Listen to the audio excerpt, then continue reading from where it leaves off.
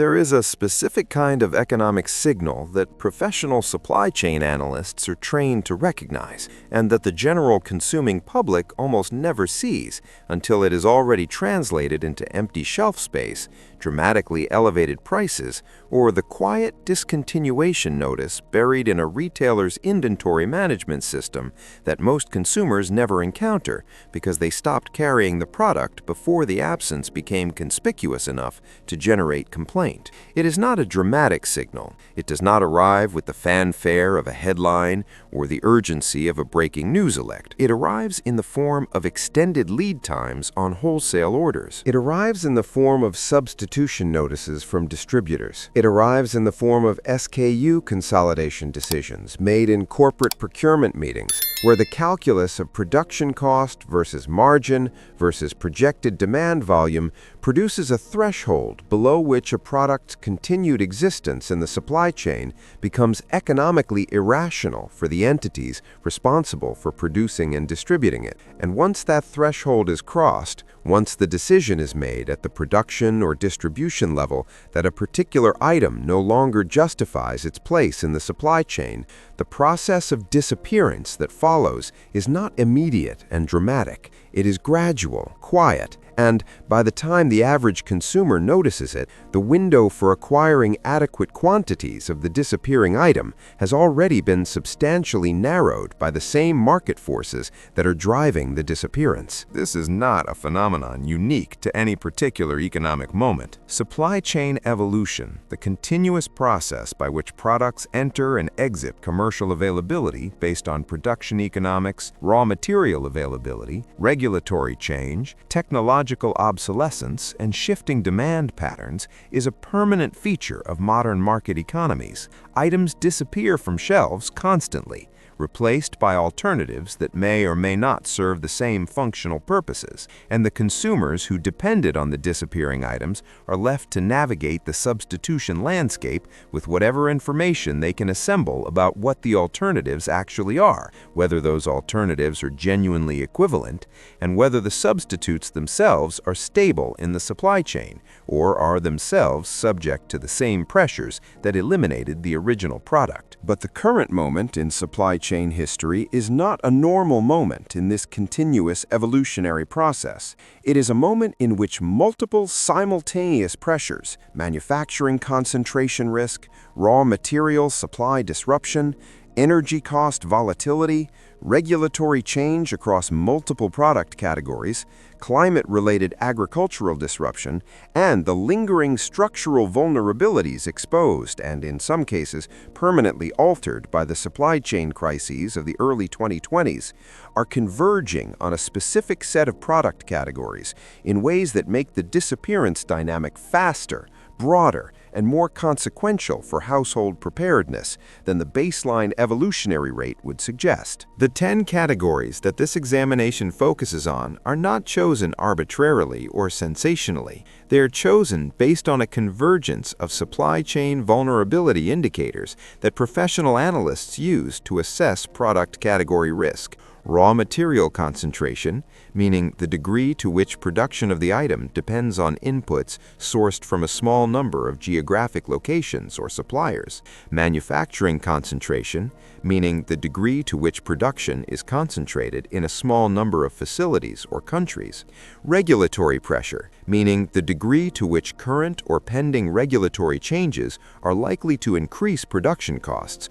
or eliminate certain formulations. Demand-supply imbalance trends, meaning whether the trajectory of production capacity relative to demand is moving toward shortage. And substitutability, meaning whether genuine functional equivalents exist and are themselves stable in the supply chain. Items that score poorly across multiple of these dimensions simultaneously are the items most at risk of genuine scarcity or disappearance, and they are the items that a preparedness-minded household should be prioritizing for stock stockpile depth before the market signals that have already appeared in wholesale and distribution channels translate into the retail-level availability constraints that most consumers will only notice when the shelf is empty. The first category is a specific class of over-the-counter medications, and the vulnerability of this category is rooted in a supply chain concentration problem that the United States Food and Drug Administration and the Department of Health and Human Services have documented extensively in reports going back more than a decade,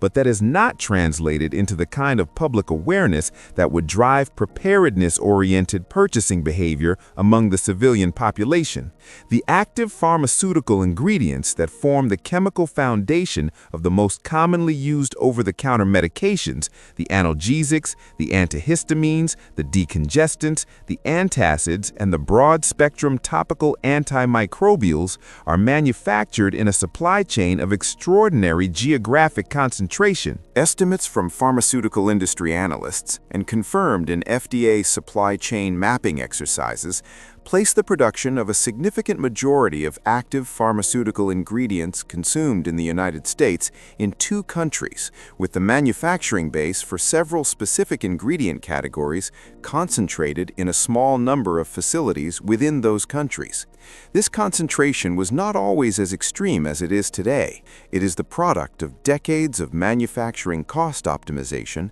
that progressively moved active pharmaceutical ingredient production to lower-cost manufacturing environments, hollowing out the domestic and allied nation production capacity that once provided supply chain redundancy. The specific vulnerability this creates is not a theoretical one. The United States has experienced documented drug shortages attributable to API supply chain disruption repeatedly in the past 15 years, including shortages of medications so fundamental to medical practice that their absence created genuine clinical crises in hospital settings. The over-the-counter market has been somewhat buffered from the most severe of these shortage events by the larger volume buffers that retail distribution systems maintain compared to hospital formulary systems.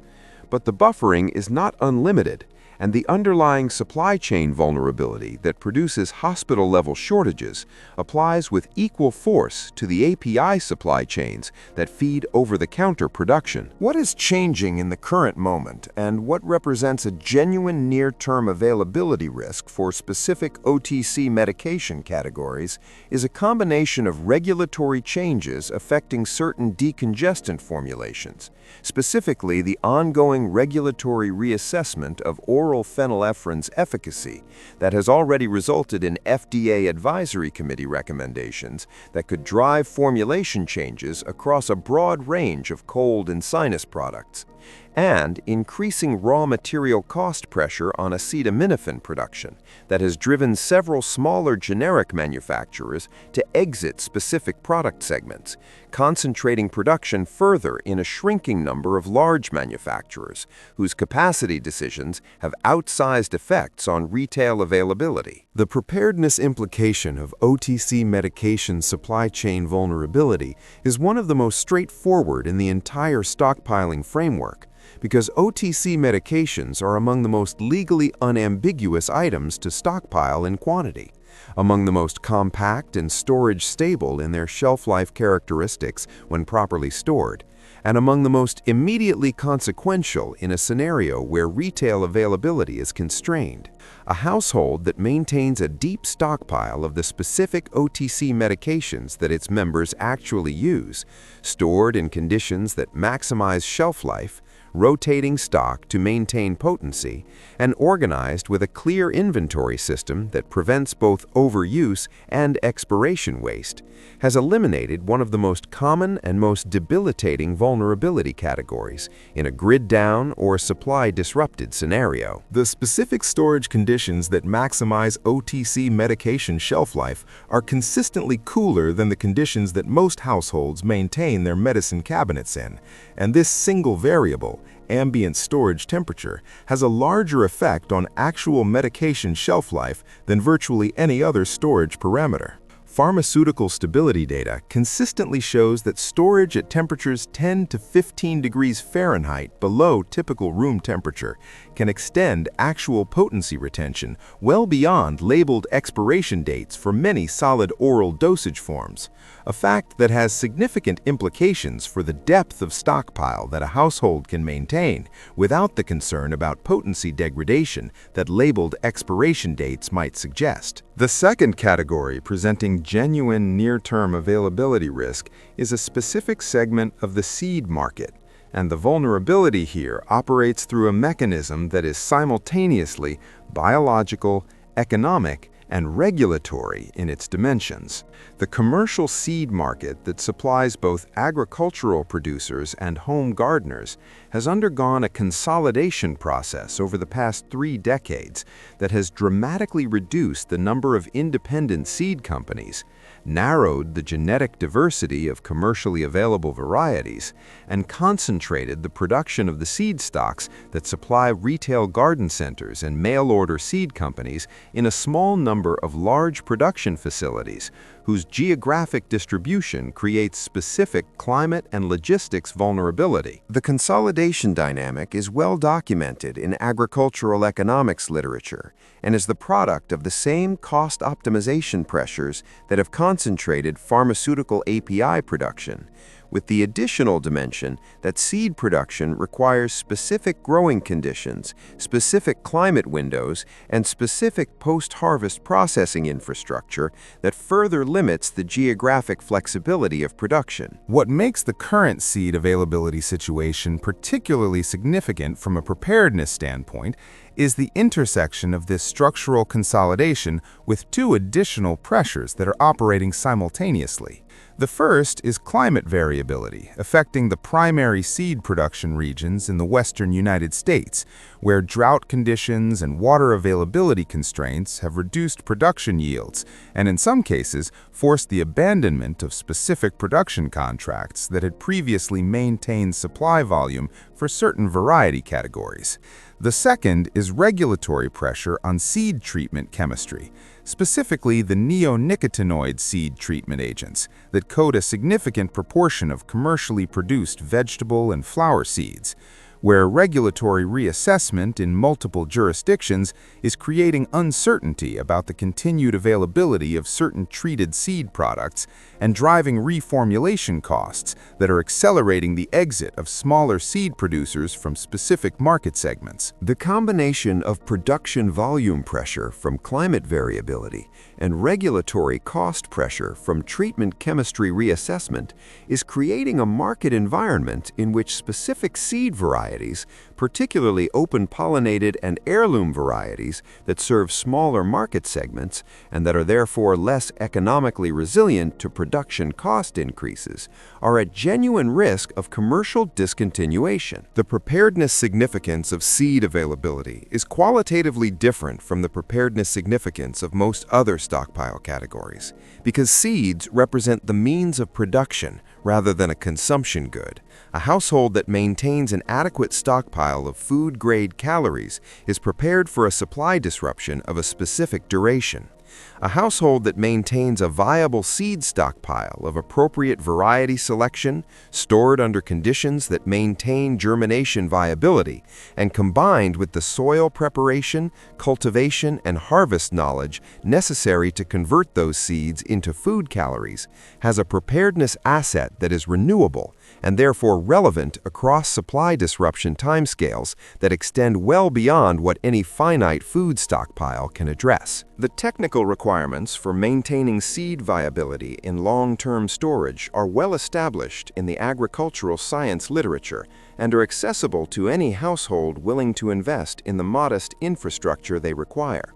Seed moisture content and storage temperature are the 2 dominant variables in long-term viability retention, and the combination of low moisture content, achieved through appropriate drying before storage, and low, stable storage temperature, achieved through refrigeration or dedicated cool storage, can extend the viable storage life of most vegetable seed varieties well beyond the 1 to 2 years that ambient temperature storage in typical household conditions produces. The third category is one that most people have not considered in a supply chain vulnerability context, because it sits in a product segment that feels permanently and abundantly available. And that feeling of permanent abundance is precisely what makes its current vulnerability trajectory so consequential for unprepared households. Alkaline batteries, the AA, AAA, C, D, and 9-volt form factors that power an enormous range of emergency and preparedness equipment, are facing a supply chain transition of significant magnitude, driven by the intersection of raw material demand competition, manufacturing capacity reallocation, and the structural economics of the alkaline battery market in an environment where lithium battery technology is capturing an increasing share of consumer battery demand across multiple device categories. The raw material dimension of this vulnerability centers on manganese dioxide and zinc, the primary electrochemical materials in alkaline battery construction, whose supply chains are experiencing demand pressure from multiple directions simultaneously. Manganese is a critical material in lithium-ion battery cathode chemistry, with manganese-rich cathode formulations representing one of the primary directions of lithium battery technology development for electric vehicle applications. And the capital investment flowing into manganese processing capacity for lithium battery applications is competing with the capital investment needed to maintain and expand alkaline battery-grade manganese dioxide production. The manufacturing capacity dimension adds a second layer of vulnerability. Alkaline battery production is concentrated in a relatively small number of large manufacturing facilities globally, and the capital investment decisions of the companies operating those facilities are increasingly influenced by the long-term demand trajectory question of whether alkaline batteries represent a growing or shrinking market. In a world where lithium battery technology is advancing rapidly in the consumer electronics space, facilities that might otherwise be candidates for capacity expansion are instead facing strategic uncertainty about whether expansion investments will be recovered over the economic life of the investment. And this uncertainty is suppressing capital investment in alkaline battery production capacity at precisely the moment when demand for emergency preparedness equipment powered by alkaline batteries remains robust. The result is a market that is tighter than it appears on retail shelves, where the abundance of product visible in a typical big box store represents the output of a manufacturing base that is not expanding to meet the demand scenarios that preparedness-oriented purchasing patterns would create if they became widespread simultaneously. The preparedness implication of alkaline battery supply chain tightening is significant because alkaline batteries are the power source for a specific category of critical emergency equipment that has no readily available alternative power architecture. Carbon monoxide detectors, smoke detectors, emergency radios, handheld flashlights, medical devices, including blood glucose monitors and certain hearing aids, and the battery backup systems of various security and communication devices all depend on alkaline battery form factors that are not interchangeable with lithium battery form factors in the same devices. The shelf life of alkaline batteries in properly managed storage conditions is substantial, with major manufacturers rating their products at 10 years of storage life under recommended conditions, and independent testing consistently confirming that capacity retention at the end of that storage period remains adequate for most emergency equipment applications. This means that alkaline battery stockpiling is an efficient preparedness investment in the sense that the storage life is long enough to justify significant depth without meaningful degradation risk. and the cost per unit in bulk purchasing scenarios is low enough that building a substantial stockpile represents a modest financial investment relative to its preparedness value. The fourth category represents a vulnerability that operates at the intersection of chemistry, regulation, and manufacturing economics in a way that is producing genuine near-term availability constraints that most consumers are not yet aware of. Pool and water treatment chemicals, specifically the calcium hypochlorite and sodium dichloroisocyanurate compounds that are used for both swimming pool sanitation and emergency water treatment, have experienced supply chain disruption of significant magnitude in recent years and are facing structural pressures that suggest the disruption is not a temporary aberration, but a symptom of deeper supply chain fragility. The most dramatic manifestation of this vulnerability occurred in 2020 and 2021, when a fire at a major chlorine tablet manufacturing facility in the United States combined with pandemic-related demand surge for pool chemicals to produce shortage conditions that drove prices to multiples of pre-shortage levels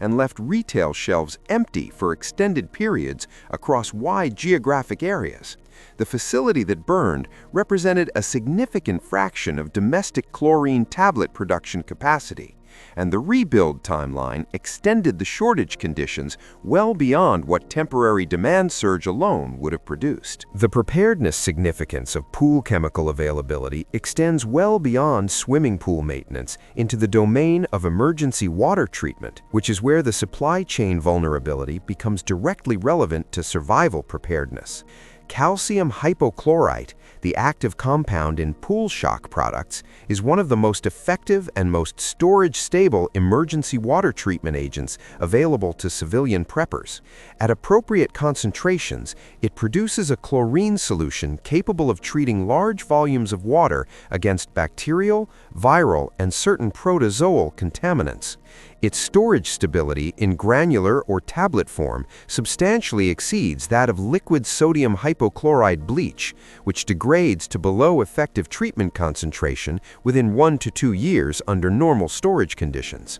A stockpile of high-concentration calcium hypochlorite, maintained under appropriate storage conditions, cool, dark, dry, and away from incompatible materials, can remain effective for water treatment purposes over a storage period measured in years rather than months. The supply chain disruption that produced the 2020 to 2021 shortage has not been fully resolved at the structural level because the manufacturing capacity that was destroyed in the facility fire has been only partially replaced, and the economics of building new domestic chlorine tablet production capacity remain challenging in an environment of elevated construction costs and uncertain long-term demand projections.